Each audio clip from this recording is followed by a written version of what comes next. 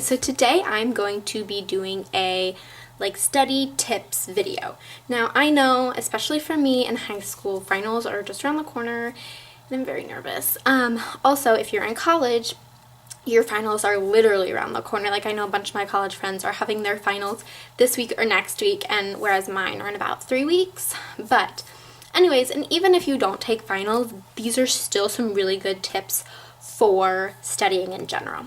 So I thought I would just share some of my tips with you guys just so that we can all be smarter. I don't know. Anyways, so the first tip is to use colorful pens. Now, I know this may sound kind of silly, but when you are studying really late, or even just in general, no one really likes studying.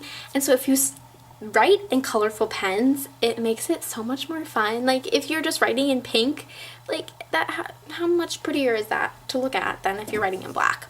Also, you can color code, which is one of my favorite things to do. So you can do all your definitions in pink, all your, examples in blue, all your, whatever in green.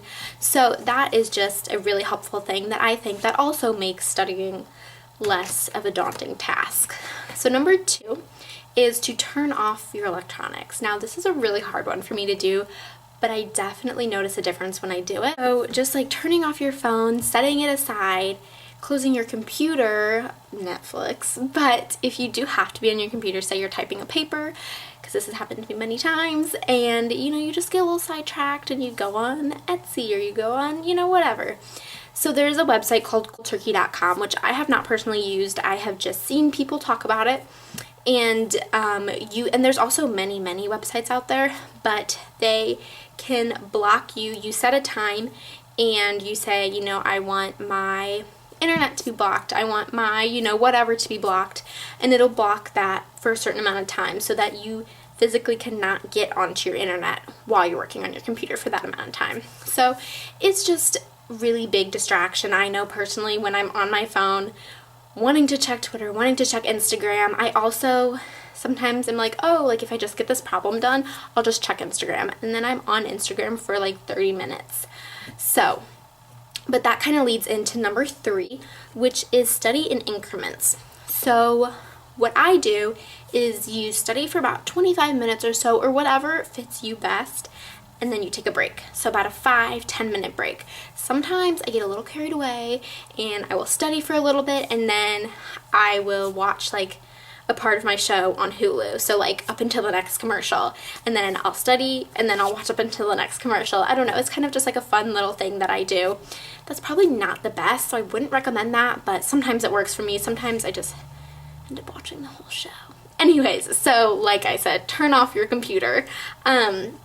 So it actually really helps your brain if you study in increments rather than just studying for a whole hour straight. Also, along with that, I would say don't stress about the night before.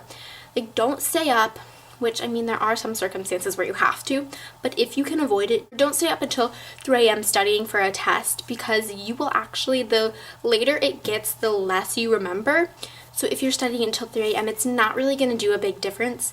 Whereas if you just studied until 11 or 10 or whatever, and then went to bed and then just refreshed your memory a little bit in the morning.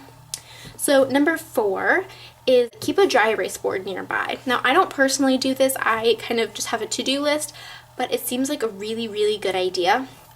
So you just have a dry erase board by your desk, by your wherever you're studying, and you can write down little things that you need to look over. So if some definitions weren't really making sense to you or something, and you just write them down so that once you're completely done studying, you can go back and look at that stuff later. Or you can put test dates on there so that every time you walk out your door, you see that you have a term paper due on this day or whatever. So just little things like that just to help you remember. And then number 5 is the toughest out of all of them, but it's comprehend, not memorize. And which I am guilty of. I just memorize and then I forget it after the test, which if you're in middle school, that is okay for the most part. I'm not saying that that's completely okay, but just in general, it's easier to get away with in middle school than in high school and college.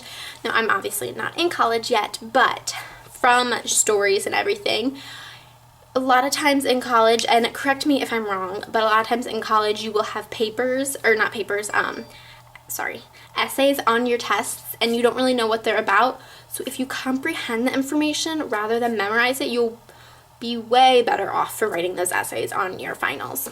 Also, the information that you're going to learn from high school on, you're going to be building on top of. So if you don't remember how to do your multiplication, you're going to have a really hard time factoring once you get into high school math, and etc. So I just think it's really good overall to comprehend and not just memorize. If it's like definitions and stuff, I totally understand, just memorizing that stuff, or equations or whatever. You don't need to understand where, that square root came from in this equation or anything like that, but just overall tips. So I hope you guys like this, and I hope you guys do well on your finals and everything like that you have coming up, and I'll talk to you guys later. Bye.